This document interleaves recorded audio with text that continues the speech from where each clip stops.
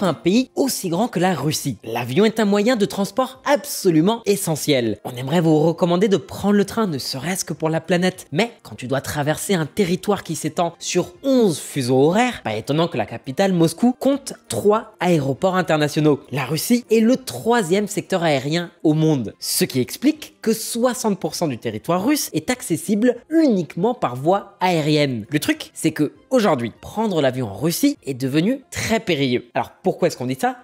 Mate cette news.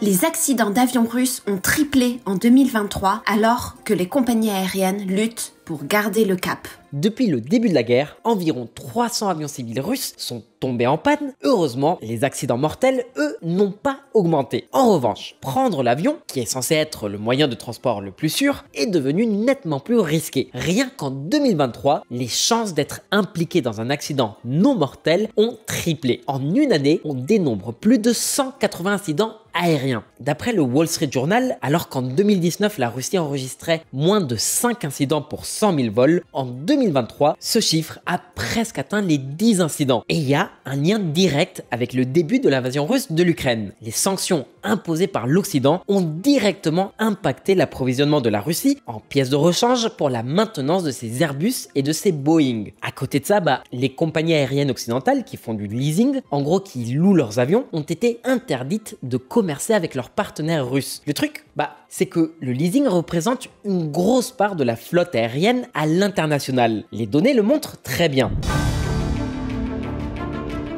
Quand la Russie a lancé l'invasion de l'Ukraine, plus de 80% de la flotte des 20 plus grandes compagnies aériennes russes était composée d'avions occidentaux, principalement des Airbus ou des Boeing. Les boîtes de leasing occidentales, quant à elles, lui fournissaient un peu plus de 500 appareils, soit près de la moitié de tous les avions exploités par la Russie aujourd'hui. Mais suite à l'invasion, ces compagnies aériennes ont été obligées d'appliquer les sanctions occidentales et elles ont ainsi exigé la restitution de quelques 440 avions leur appartenant. Le hic, c'est que ces avions n'ont jamais été restitués. Alors, qu'en ont fait les Russes? Pour la faire simple, ils ont immatriculé ces avions en Russie et restreint leur vol à l'espace aérien russe ou au-dessus de pays alliés pour être sûr qu'ils ne seront pas interceptés. En fait, si ces avions étaient forcés d'atterrir dans un pays appliquant les sanctions imposées par l'Occident, ils seraient décommissionnés le temps d'être restitués à leurs propriétaires d'origine. Lorsque ces sanctions sont entrées en vigueur, 76 avions ont été saisis de la sorte et rendus à leurs propriétaires.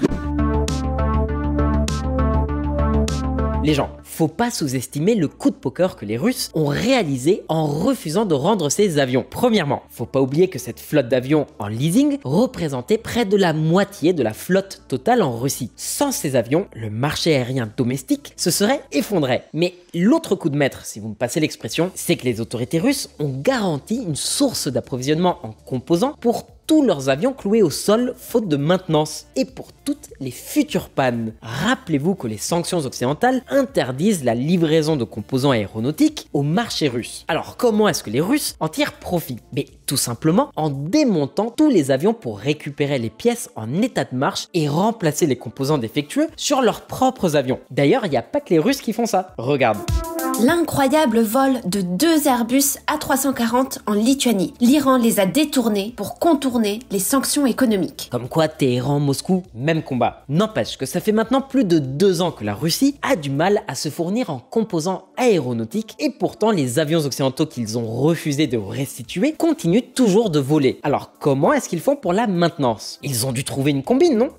Justement, les Russes sont devenus des pros pour contourner les sanctions occidentales, tout ça grâce à leur audace et leur ingéniosité. On t'explique ça dans le chapitre suivant. Attrape-moi si tu peux.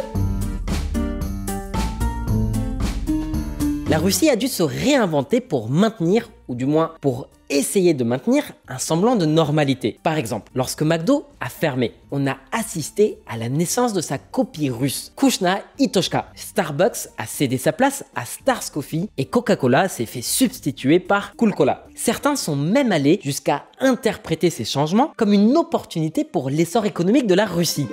comment Poutine a transformé le boycott occidental en une aubaine. Évidemment, une fois l'effet de nouveauté estompé, les défauts de qualité, les problèmes d'approvisionnement et le manque de compétitivité de ces nouvelles enseignes sont devenus plus qu'évidents. Ça marche exactement comme la fameuse politique d'industrialisation par substitution aux importations qui avait été adoptée en Amérique latine. Bref, tout ça pour dire que c'est beaucoup plus complexe de changer de fournisseur en composants aéronautiques que de fournisseur de steaks et de patates pour faire ses frites. Déjà, à cause du niveau de développement technologique des composants aéronautiques. Et ensuite, à cause des normes de sécurité qui, dans le domaine de l'aviation civile, sont beaucoup plus rigides que dans d'autres industries. En fait, dans tous les pays, il y a une agence chargée de veiller au respect de toutes ces règles. Et si les compagnies aériennes commettent des infractions, elles risquent de perdre leur agrément de vol. En France, par exemple, c'est la DGAC qui assume ce rôle. En Russie, l'autorité de l'aviation civile, c'est la Rosaviatsia. La question qui se pose donc naturellement, c'est comment est-ce que les compagnies aériennes russes parviennent à se fournir en pièces de rechange conformes à la réglementation en vigueur malgré les sanctions occidentales.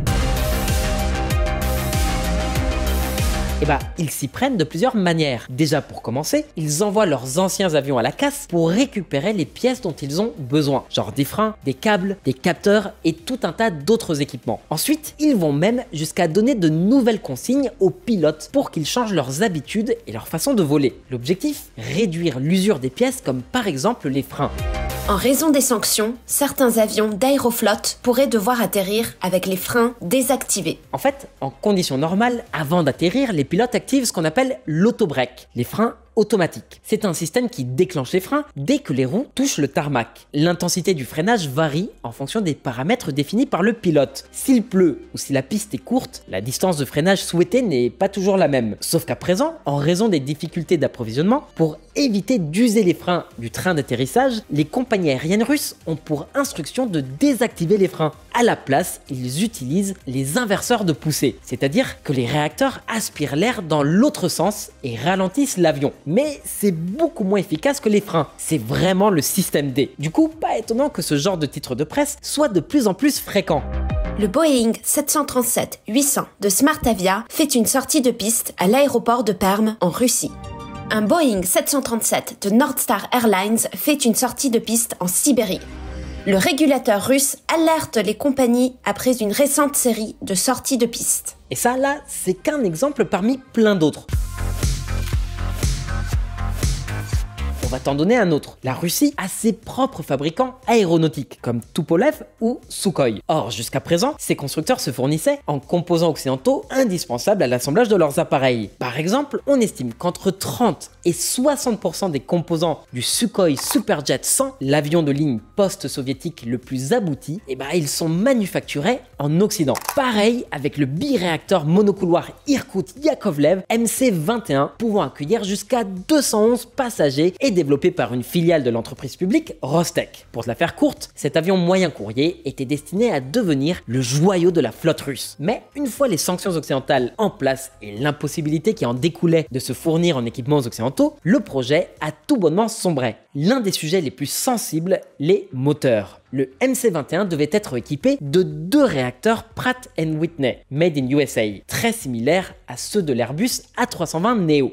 Aujourd'hui, c'est foutu. Donc, en attendant, les Russes ont récupéré leurs anciens Aviat Vigatel PS-90, dont la conception remonte à 1983 et l'ont modernisé. Le résultat, le nouveau Aviat Vigatel PD-14, d'où ce genre de titre de presse. La production en série de l'avion de ligne russe MC-21 est encore retardée jusqu'en 2025-2026. Et pour le coup, ce retard, c'est dans le meilleur des cas. Faut voir quand cet avion entrera réellement en service. Qu'importe, les autorités russes font leur possible pour tenter de résoudre, ou du moins d'atténuer cette pénurie de composants aéronautiques. La première méthode qu'elles ont trouvée, c'est de contourner les sanctions occidentales en important ces composants par des canaux indirects. Par exemple, depuis le début de la guerre en Ukraine, Ural Airlines, l'une des plus grandes compagnies aériennes de Russie, a importé plus de 20 lots de composants made in USA. Et cette compagnie est loin d'être la seule. L'agence de presse Reuters estime qu'entre mai 2022 et juin 2023, les compagnies aériennes russes ont importé pour 1,2 milliard de dollars de pièces pour réparer ou entretenir leur flotte aérienne. Et ça, c'est juste pour les compagnies aériennes. On ne prend pas en compte tous les sous-traitants. Sinon, le total des pièces importées, en contournant les sanctions occidentales, serait nettement plus élevé. L'éventail des pièces est très vaste. Ça va des soupapes de pression de cabine aux trains d'atterrissage en passant par les écrans, les cafetières et les interphones pour l'équipage. On a même repéré un achat de composants auprès du fabricant nord-américain Northrop Grumman. Alors, comment les Russes ont-ils fait pour contourner les sanctions occidentales? D'après les registres douaniers, les autorités russes ont réussi à introduire ces pièces via des pays tiers qui, eux, ne sont pas concernés par les sanctions. On pense notamment au Tadjikistan, aux Émirats Arabes Unis, à la Turquie, à la Chine et au Kyrgyzstan, mais pas exclusivement. Ces pays ont sciemment décidé de ne pas appliquer les sanctions à la Russie. Mais même comme ça, les flux sont trop faibles et trop surveillés pour permettre un approvisionnement constant et suffisant en pièces de rechange. Ça permet tout au plus d'atténuer la pénurie. Ensuite, la deuxième méthode de la Russie pour se fournir en composants aéronautiques, c'est de procéder au rachat progressif des avions que les autorités russes ont confisqués début 2022 aux sociétés de leasing occidentales. L'idée, c'était que les avions puissent ainsi quitter la Russie pour pouvoir bénéficier des services de maintenance à l'étranger, mais aussi pour emprunter les routes internationales, la majorité de l'espace aérien occidental étant fermé aux avions russes. On estime qu'avec l'aide de l'État, les compagnies aériennes russes auraient racheté aux sociétés de leasing occidentales environ 170 avions pour plus de 2,5 milliards de dollars. Après, il reste encore 230 avions à racheter, même si techniquement ils ont été volés. En revanche, les compagnies aériennes occidentales ne pouvaient pas espérer meilleur cas de figure. Moscou aurait pu les envoyer bouler et leur filer zéro compensation. Surtout que d'après une enquête du Cirium, 67% des acteurs du marché de l'aviation civile estiment que si la Russie restituait ces avions, moins d'un quart d'entre eux seraient encore capables de voler. Pourquoi? Parce que les Russes auront modifié ces avions, soit avec des composants non certifiés, soit avec des pièces démontées à partir d'autres modèles. Et cette enquête qu'on vient de vous citer, elle date de 2022. Aujourd'hui, la situation pourrait être encore pire. Mais les 2 milliards de dollars d'indemnisation que l'État et les compagnies aériennes russes ont versés aux sociétés de leasing occidentales, ils sortent d'où? Mais ça vient principalement du fonds souverain russe. Un fonds qui dépense beaucoup plus que 2 milliards de dollars en pièces de rechange pour sa filière aéronautique. La Russie dépense 12 milliards pour maintenir le secteur de l'aviation dans les airs. Rien qu'en 2023, la Russie a dépensé l'équivalent de 4,5 milliards de dollars pour que ces avions puissent continuer de voler. Heureusement que le dumping de matières premières tourne à fond pour réussir à financer ce gouffre financier. Et en 2024, ça pourrait être pire, bien pire. La Russie planche désormais sur une solution pour sauver son industrie du transport aérien. Chapitre suivant. Le plan Macro. Dès juin 2022, le gouvernement russe s'est rendu compte que son secteur aérien allait devoir affronter une situation pénible. Les premiers effets des sanctions occidentales commençaient à se faire sentir. Du jour au lendemain, les fabricants d'avions russes se sont retrouvés à court de composants high-tech. Même les logiciels, pourtant indispensables à leur assemblage, étaient bloqués. Le risque d'effondrement du secteur aérien russe est réel. Le Kremlin devait à tout prix trouver une solution. Aussitôt dit, aussitôt fait, vous connaissez Poutine. Les autorités russes ont demandé aux géants publics de l'industrie Rostec de fabriquer d'ici 2030 au moins 1036 avions avec 100% des composants sourcés localement. C'est un défi titanesque, surtout qu'ils n'ont toujours pas réussi à atteindre l'autosuffisance industrielle, ne serait-ce que pour un seul de leurs modèles d'avions de ligne. Le seul qui s'en rapproche est le Sukhoi Superjet 100 SSJ New, qui est actuellement en phase de test. À bord, 97% des pièces sont produites en Russie. Sauf que le plus difficile, c'est justement ces 3% restants. Bref, le Kremlin a débloqué des fonds très importants pour parvenir à cette autosuffisance industrielle. En janvier de cette année, l'État a alloué une première enveloppe de 3 milliards 100 millions de dollars pour la production de 609 engins développés à 100% en Russie. L'objectif du gouvernement est clair, remplacer tous les avions occidentaux de la flotte russe par des avions produits localement. Le problème, c'est que les autorités surestiment clairement les capacités de leur industrie aéronautique. Par exemple, en 2023, la société d'État United Aircraft Corporation, détenue à 92% par Rostec et qui regroupe les plus grands avionneurs de Russie, n'a pas réussi à produire ne serait-ce qu'un seul avion de ligne. L'objectif de l'autosuffisance industrielle semble illusoire. D'après le Wilson Center, d'ici 2030, au rythme actuel, l'UAC ne parviendrait pas à produire plus de 12 avions monocouloirs 100% locaux. Pour rappel, l'objectif initial est de 1036 exemplaires. Dans le meilleur des cas, peut-être que l'UAC parviendra à gonfler ces chiffres en produisant plus d'avions de petite taille pour les courtes distances, genre le Baïkal.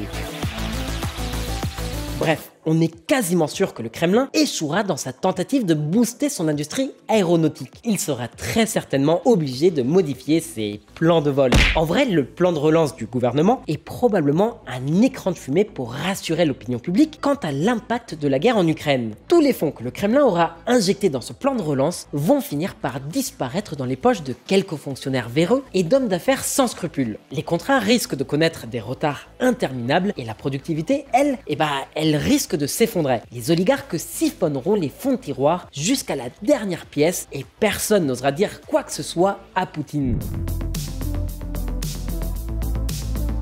Et tant que l'UAC et Rostec échoueront leur objectif d'autosuffisance industrielle, les compagnies aériennes russes continueront de faire voler leurs avions, malgré le manque de maintenance et de pièces de rechange. La Russie ne sera jamais à court d'avions, mais sa flotte va vieillir et les incidents vont se multiplier, finissant inévitablement par occasionner des tragédies aériennes. En tout cas, les sanctions occidentales ont un impact indéniable sur le secteur aéronautique russe et coûtent des milliards de dollars au Kremlin. Pour l'heure, le gouvernement dispose encore d'outils pour atténuer l'effet de ces sanctions à court terme. Mais sur la durée, ça va finir par craquer. T'inquiète pas, on te tiendra informé. Maintenant, c'est ton tour. À ton avis, est-ce que la Russie parviendra à développer une autosuffisance industrielle dans le secteur de l'aviation ou va-t-elle finir par se cracher? Laisse-nous ton avis dans les commentaires. On espère que cette vidéo t'a plu. Si c'est le cas, abonne-toi, like et partage. Et nous, on te dit à très vite. Das vidania.